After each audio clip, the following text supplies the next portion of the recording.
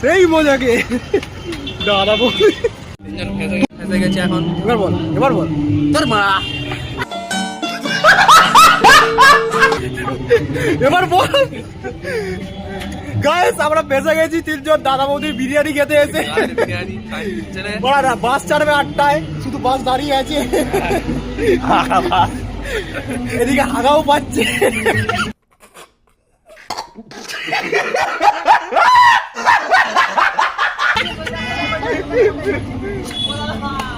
ওদিকে একটা বাস যাচ্ছে, ট্যাক্সি বলে যে 1000 টাকা নেবে।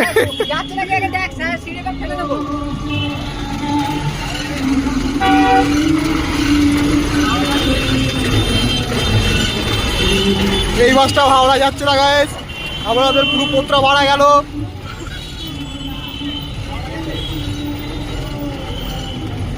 চলো গাইস, হাওড়া যাচ্ছে না।